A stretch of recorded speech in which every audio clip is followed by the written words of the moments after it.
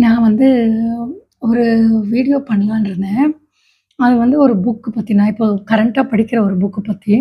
இந்த புக் எப்படின்னா, உங்களுக்கு வந்து இட்ஸ் டாக்கிங் கிட்ட கிட்ட 100 வருஷம் முன்னாடியே வந்து இது எழுதப்பட்டிருக்கு.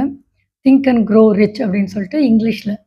நான் அத படிக்க படிக்க எனக்கு ரொம்ப பிடிச்சது. அப்ப நெனச்சேன் இத பத்தி நம்ப அ பேசினா என்ன? இத பத்தி நமக்கு டிஸ்கஸ் பண்ணா என்ன? அப்படின்னு தோணித்து. இது 1937ல நெப்போலியன் ஹில்னு ஒருத்தர் அது எழுதினவரு, பப்ளிஷ் பண்ணியிருக்காரு.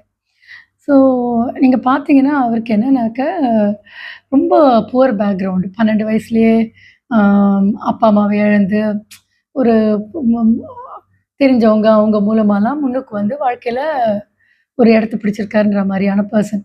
ஸோ தன்ன சமாளிக்க வேண்டி அவர் அந்த சின்ன லோக்கல் பேப்பர்ல எழுதுறது, அந்த மாரியெல்லாம் எழுத்து துறையோட பரிச்சயப்பட்ட பின்ன, பெரிய பணக்காரர் ஒருத்தரு அவரு வந்து அவர பத்தி எழுதுறதுக்கு அவருக்கு ஒரு வாய்ப்பு கிடைக்கிறது. அப்படி மீட் பண்ணுச்சு.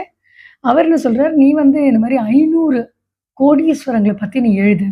எழுதிட்டு அது அதாவது வந்து அவங்களுக்குள்ள என்ன ஒரு ஃபார்முலா, ஒவ்வொருத்தருக்குள்ள ஏதாவது ஒரு ஃபார்முலா இருக்கும். அவங்களோட வெற்றிய.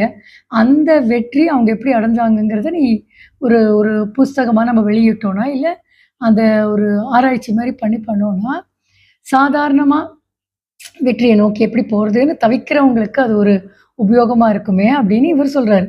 இந்த எந்த பெரிய பணக்காரன் இவர போய் இன்டர்வியூ பண்ணாரோ, அவரு வந்து சொல்றாரு. ஸோ அதுக்கப்புறம் எழுதப்பட்டது தான் இந்த புஸ்தகம். இவர் சொல்றாரு, 13ஏ 13 ஸ்டெப்பு தான் அப்படின்னு சொல்றாரு. அவரோட ஃபார்முலா. அத வந்து இந்த புஸ்தகமா போட்டிருக்காரு. ஸோ இந்த 13 ஸ்டெப்ப நம்ம ஒண்ணு ஒண்ணா பார்க்கலாமா? ஓகே. Thank you.